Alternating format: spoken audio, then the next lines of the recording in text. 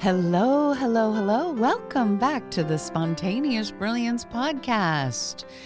Had a thought occur to me. I want to talk about defining ourselves, how we define ourselves, how we define our character, right? This character that we are playing on the great stage of life. I got thinking about this the other day, and I was asking the question in a conversation of, do we spend more time defining ourselves or explaining ourselves? Because I think defining ourselves is active. It's making choices about how we wish to show up. Defining ourselves has pieces and parts, starting with curiosity and gathering and learning and growing and understanding ourselves. Explaining ourselves is referring to something that's already occurred, that already we have evidence of. It's not creative. It's not taking responsibility. It's trying to abdicate responsibility. If we spend more time explaining ourselves than defining ourselves, then we're giving in to fear. Because if you're defining yourself, you're discovering your passion. You're discovering your unique creative genius. You're discovering how you want to show up in the world, how you want people to see you and understand you based on how you see yourself, what you know you are, who you know you are. And it's about taking 100% responsibility for where you are going, for the story you're choosing to write. Noticing that you are not only the player, your soulful self, not only the character that your soulful self is playing, that egoic self, that which we recognize as the us showing up here on this planet, but also the playwright. You are the one writing the story, and you are the director. You are the one holding the vision for what is intended to be created in this lifetime by you. But if we are explaining ourselves instead, and remember the once and future Mario Saletti, his great line of never explain and never complain in your life or in your art, both are boring, that he used to tell us young actors. Well, never explain, because you're just talking about something that's already happened. You're just trying to justify. You're trying to tell me the why. Okay? And we all know there is no why. Don't tell me why you did something. Tell me what you're going to do. If you are spending more time explaining yourself, then you're spending time repeating the past. You're arguing for your limiting beliefs. You're telling people who you are based on an opinion you already have of yourself, based on past things, or you're talking about what other people think, what other people have told you, what your egoic self thinks it means to other people, or what you're allowed to be, or what is right or wrong about you. Do you spend more time telling yourself and others about the story of what came before, right? A year ago or 10 years ago or whatever? Do you try to justify your behavior or how you're showing up on the planet right now out of protection, out of fear, out of what someone else has told you is true? Because none of that is necessary. No explaining is ever necessary. The doing is what you do. We don't ever want to hear a character in a film, a television show, a play. We don't want to hear that character stand on stage and explain themselves to us. We want to see what they do. And then we determine what that means.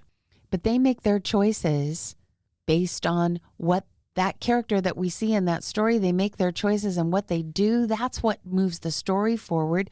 We don't want somebody to just come stand in center stage and tell us the reasons why they did the things they did 5 years ago, 10 years ago. We want to discover who they are based on what they do. And remember that the most important relationship that you have is the relationship with yourself, the relationship between your soulful self and your egoic self, the you that's showing up here on the great stage of life on planet Earth. So the soulful self is the player and the egoic self is the character. So when an actor goes to play a character and they first get the script, there is a process of text analysis and character analysis before you ever get into rehearsal, before you ever get into the doing, the standing up and doing. There's some research, if you will, that goes into it.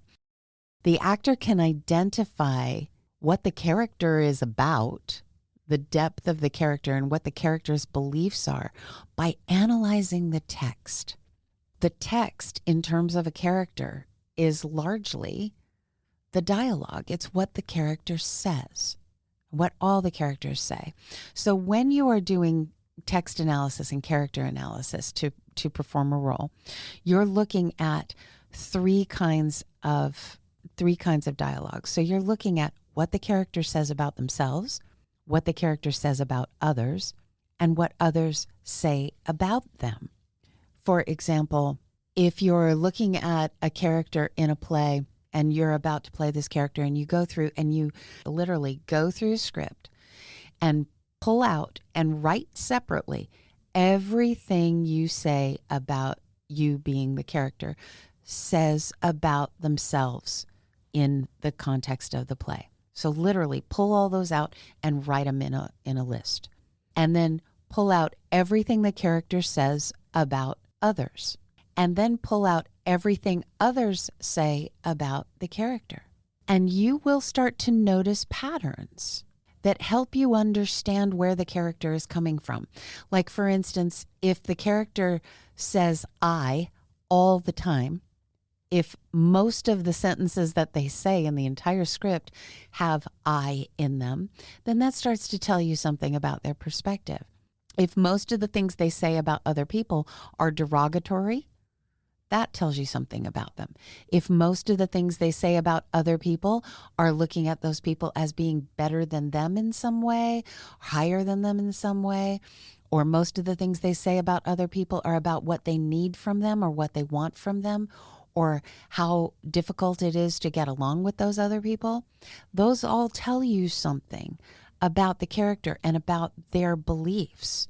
And if everything that character says about themselves is degrading, or most of the things, or there's a majority of things that are putting themselves down, that tells you something about the character's perspective, right? It's really informative.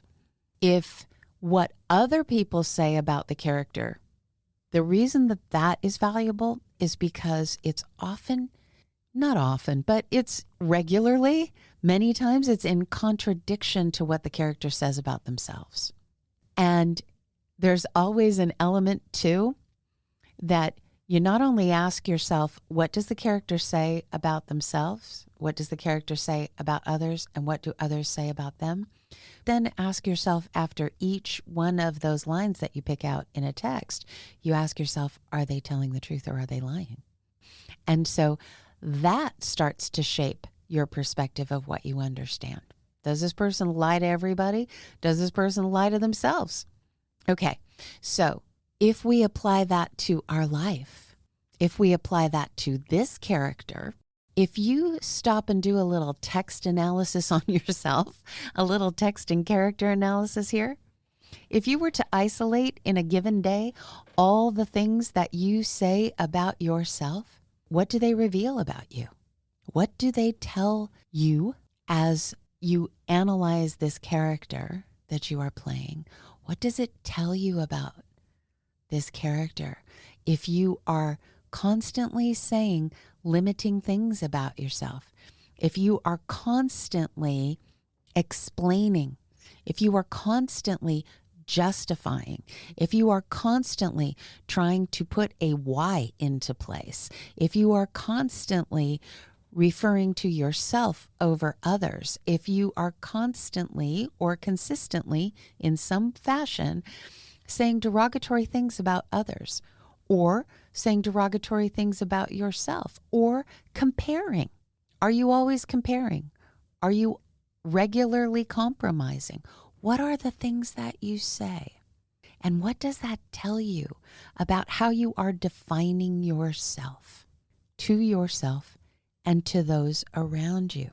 And while you're doing your text analysis, when you're looking at the way that the text reflects for you the character, it's not only what the character says about themselves, what the character says about others, and what others say about the character, but it's also what does the playwright say about the character. And that's an interesting one because remember, you're the playwright. Remember, you cast you in this role and you are the one who created this character.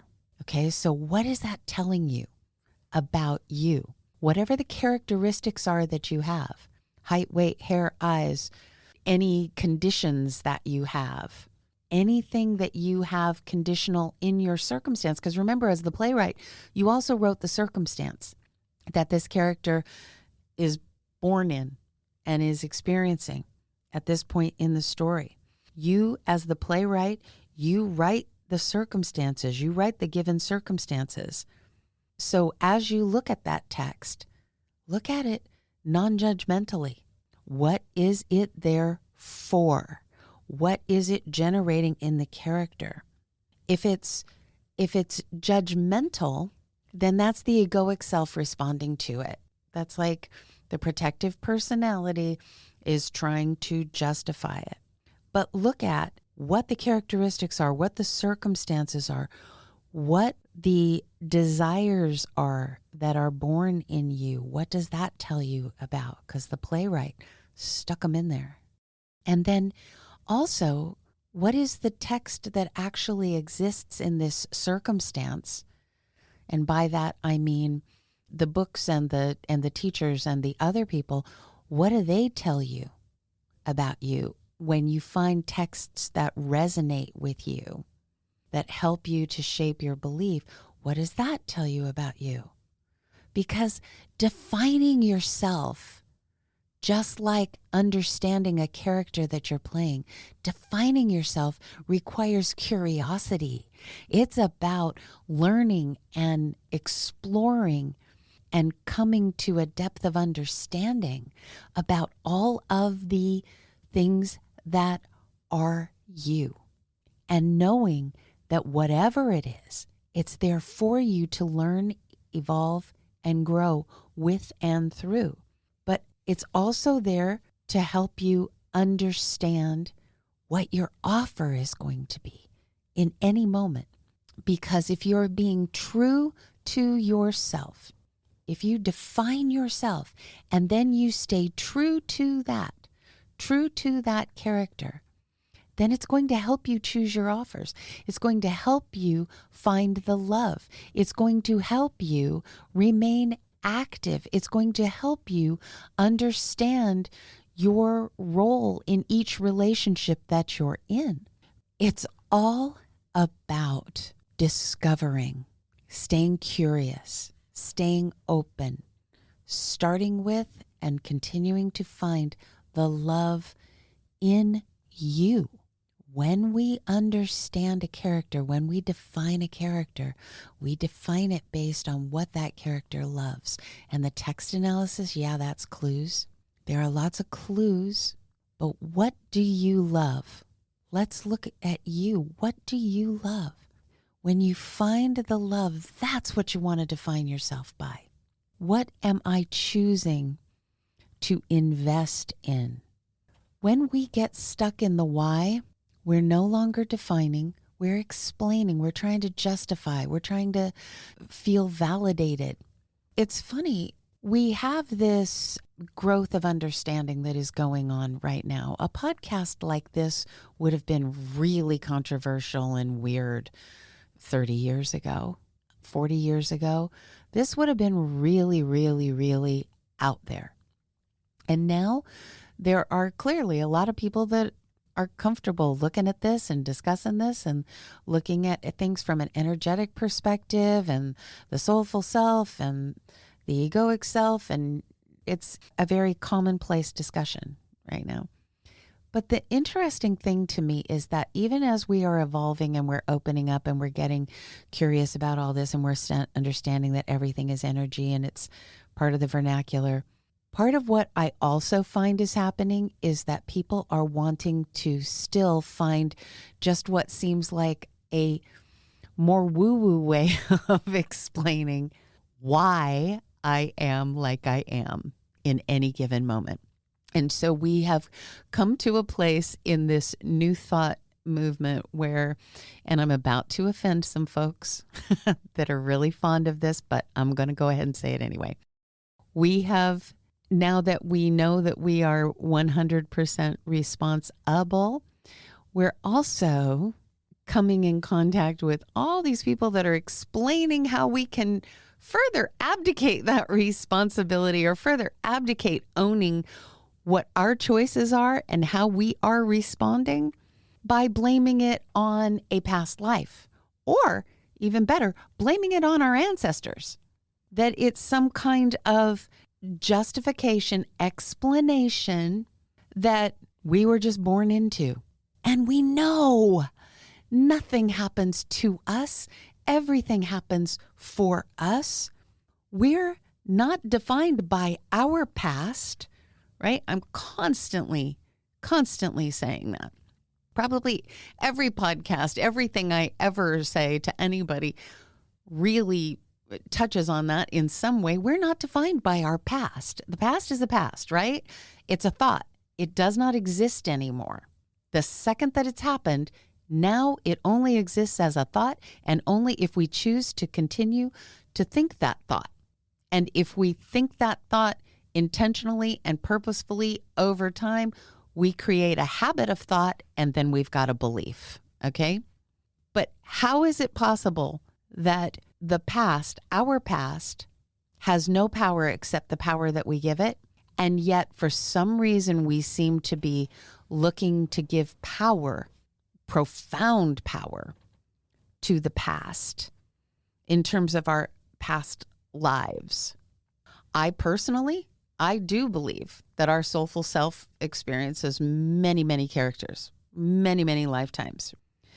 But the idea that this character, that this life is defined by some action in that another character took in another life, or that if we can discover what that character was, that is somehow going to explain or justify or clarify something that's happening for this character now, makes no sense.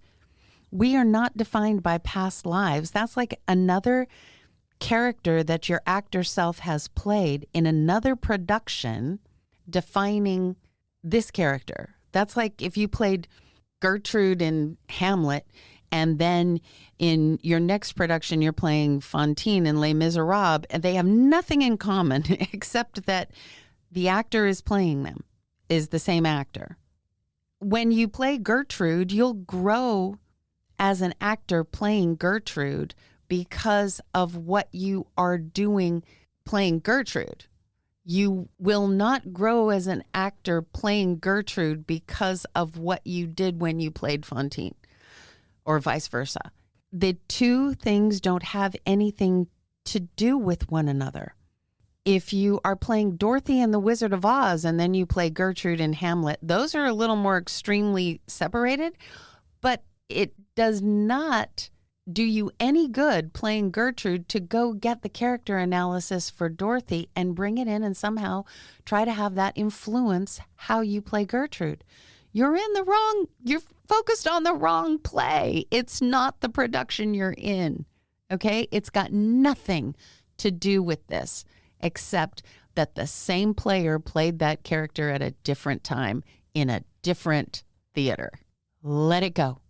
It has no more power than any other thought that you think, unless you decide that it does because you want it to justify or validate or explain something that's going on right now. And it doesn't. It doesn't. Because no matter what happened in that life that was another production, no matter what happened to that other character, you still have 100% responsibility now. It does not make anything that you're doing right, wrong, or indifferent because another character did something in another lifetime. It does not make anything that you do now right, wrong, good, bad, whatever. It doesn't explain it. It doesn't justify it. It doesn't validate it. It has nothing to do with this. Okay? So that's my 12 cents on that one. And now I'm going to move on to another subject that I mentioned briefly that is also one of those things that is being used to justify and validate and explain. And again, it's only got power because we're giving power to it in our thoughts, and that is being defined by the actions of our ancestors. There is a lot of practice going on right now, I notice, in a lot of practitioners that take people through this ancestral clearing, okay? And if you need to do that, cool, go ahead, do that. But all it is, in truth, is a releasing of your willingness to give that thought power. That's all ancestral clearing is, because nothing happens to us. We're not saying that we're here in this lifetime that we chose, blah, blah, blah, to be tricked by something that somebody else chose in another time, in another space. What? That is somehow magically, mystically creating the experiences that we are having now, the unwellness or the poverty or whatever we are experiencing in our life, the challenges, whatever it is that we're facing, that is somehow cleared up and explained by it's an ancestral burden that we're carrying around, and we need to release that on a soul level. What? Our soulful self is a piece of the divine. We are divine. On a soul level, we are source energy. You think that soul needs us to get involved and clear it? What are you talking about? It's that just makes no sense.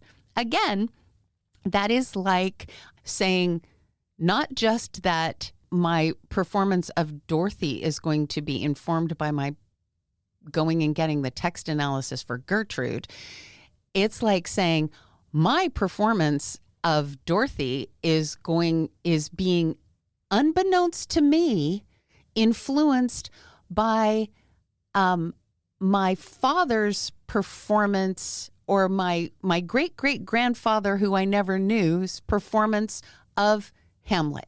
That it's unbeknownst to me and outside my control how much that is influencing my performance of Dorothy right now. I don't think so. So I'm just going to say, let's take 100% responsibility in defining ourselves. We're not defined by the actions of our ancestors. I'm just going to leave it right there. We're not defined by what our fathers and mothers did or did not do to us, for us, about us, because of us. We're not defined about others in history. We're not defined by others in our lives. We're defined by what we choose right now. We're not defined by circumstance, opinion, societal scales of success and failure, shoulds or should nots, by our past, by someone else's past, by anything outside of what we choose as the defining elements of ourself. So when we started this conversation today, I started by talking about doing a text analysis, looking at what is. How are you speaking about yourself right now, to others and to yourself? How are you speaking about others? How are you speaking about your circumstance? What are you saying? What are you thinking? And how are you choosing to take that responsibility to shift those things that you are saying or thinking that are not serving you, that are not moving you forward? Define yourself by the love. Look at the love within.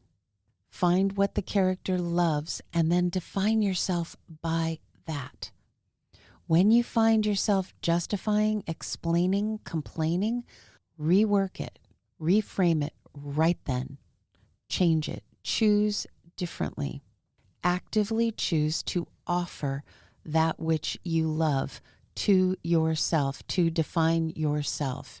If you are defining yourself by your limitations, then identify those limitations, identify those limiting beliefs, and then actively work to shift them.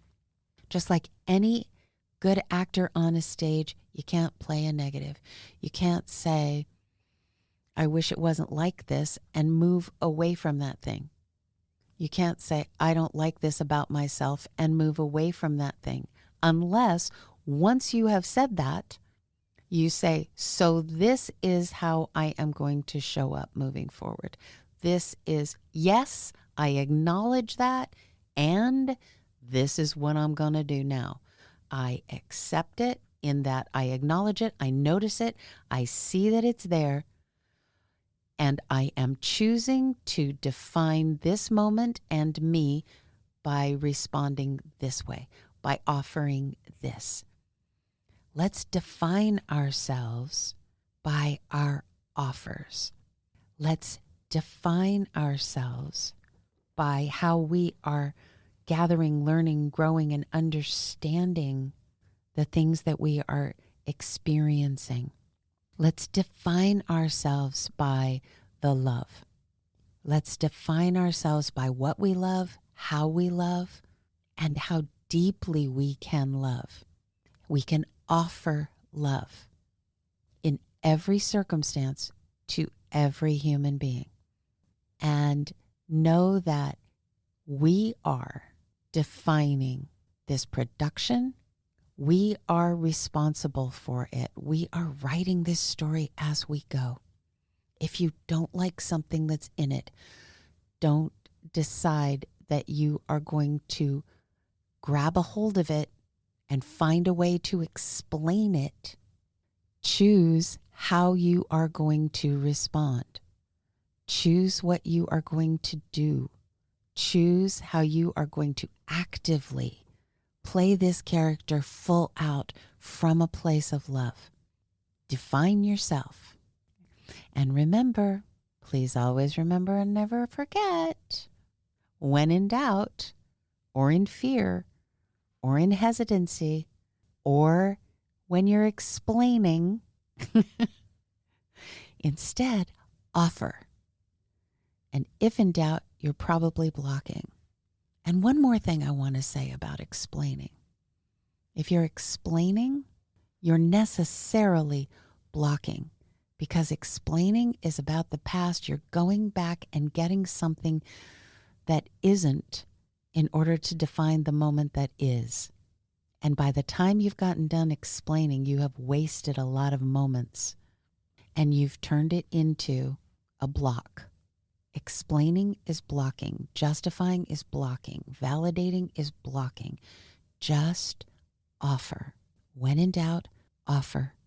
If in doubt, you're probably blocking. All right, my friends, have a great, grand, glorious week in front of you. Thank you for being here, and I will talk to you again soon. The Spontaneous Brilliance podcast is brought to you by Miracle Communications Group. Our producer is Michelle Oneida. Sound engineer is Corey Michaels at Corey Michaels Productions. Music is composed by Rex Miller. And I'm your host, Sandra Kavanaugh. You can learn more about me and all things Spontaneous Brilliance at sandrakavanaugh.com or spontaneousbrilliance.com. And please join the conversation here at the Spontaneous Brilliance podcast by emailing us at podcast@spontaneousbrilliance.com.